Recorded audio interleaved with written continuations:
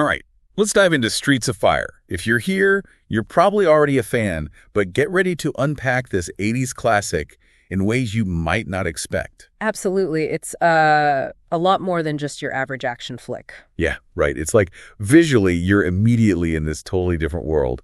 What did you make of that whole look? The retro, but futuristic thing? Well, it's interesting, Walter Hill, the director, he kind of mixes film noir with that punk energy, creates this heightened, gritty, and kind of fantastical vibe all at once. It's like a comic book, Yeah. but real. Yeah. With those bold colors and shadows. Exactly. And the visuals, they actually tie into the bigger themes and characters. Think about that constant rain, neon everywhere. It's like perpetual twilight. We're somewhere between light and dark, real and unreal, maybe. Yeah, and that kind of mirrors the whole good versus evil thing, right? Totally. Which, that's also seen in those classic character types. You've got Tom Cody, he's our hero, and he's back to save Ellen, she's the damsel.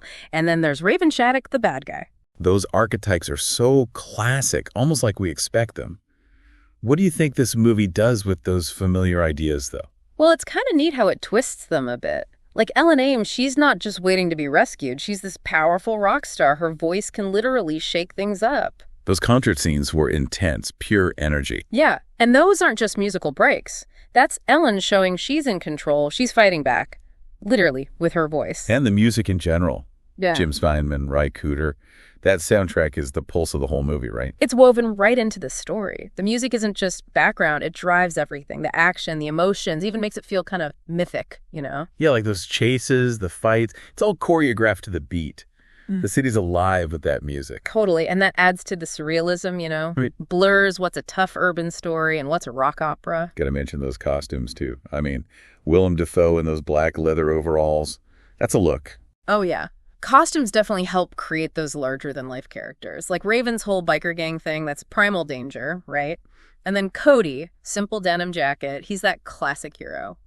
It's like they're all in this heightened reality, playing out their destinies under the neon lights. It's like a modern Western almost, their own codes and all that. Right, which brings us to those big themes. Heroism, love, redemption. Mm-hmm. How do you think this movie tackles that stuff? It's not straightforward, that's for sure. It's almost like those themes get this really stylized, mythic treatment. Yeah, like look at Tom Cody. Soldier coming home, but home's not the same. Right, it's lost something. Innocence, maybe. He's got to save Ellen, sure, but it's bigger than that. It's like restoring order. The world's gone a bit haywire. Almost a journey into darkness, He's got these trials, temptations, got to face that darkness in himself to win. Fighting chaos, bringing back balance. Classic. And you see that in the visuals, too, how they use the city. Those neon lights, that's the attraction and danger all at once, right? But then the dark alleys, the edges, that's where things fall apart. Those contrasting spaces, there's definitely symbolism there. Even when it's darkest, there's a chance to come back, redeem yourself. Exactly. And Ellen, she embodies that. Exploited, but then she finds her strength again. That ending when she sings, "Tonight is what it means to be young." Powerful. Like she's taking back her voice, her power. Totally. Triumphant moment. For her, but for anyone who's felt helpless, McCoy, too, Cody's sidekick. Not your typical action movie woman. She's tough, resourceful, doesn't apologize for anything. It's like flipping the script on those usual roles. For sure. And her and Cody, they have this respect. They get each other. They're equals, both skilled. Their bond, it's about trust, shared experiences, not old-fashioned ideas about men and women. Makes sense. Okay, what about Raven? He's a captivating villain, you gotta admit. He's more than just bad, though. He eyes that dangerous side of the city.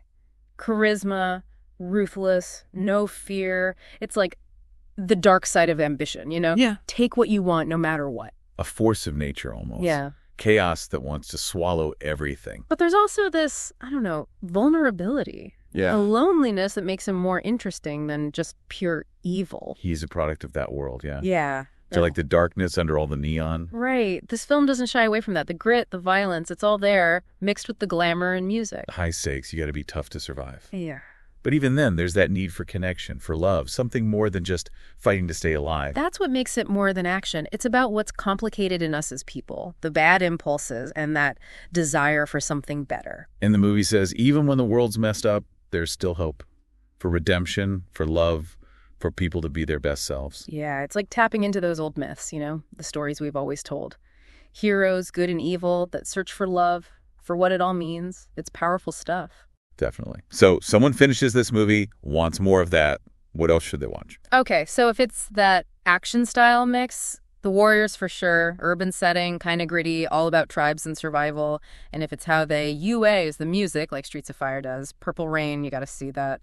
Prince just electrifies the whole thing. Music and story just become one. Blade Runner came to mind too, all that neo-noir questioning what makes us human. Oh, excellent choice. It's got that atmosphere like Streets of Fire, but yeah, digs into those deeper questions, existence and all that. And then for pure fun, just going wild with genres, Buckaroo Banzai. Ha! Perfect. Huh. That movie embraces being over the top. Streets of Fire has some of that too. All right, so we've gone deep on this one. What do you think? Streets of Fire? What's its legacy? Why is it still grabbing people after almost 40 years? I think it caught that 80s energy, all the excitement and worry mixed together. But it also speaks to something deeper, something that doesn't get old. It's about being yourself. Passion, believing in dreams. It's like a reminder that even when things are bad, there's still that hope, that little bit of beauty just waiting to be, sparked. And sometimes, yeah, rock and roll is the spark. This has really made me think. Going to watch it again with fresh eyes now, looking for all those visual clues and what they might mean. It's one of those movies you get more each time, always something new under all that neon. That's what's great about it. Starts conversations, makes you question things, takes you to a different place. Exactly. Movies, they can be more than just, fun.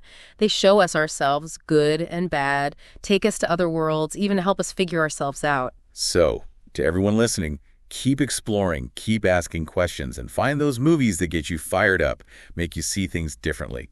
Until next time, this has been The Deep Dive.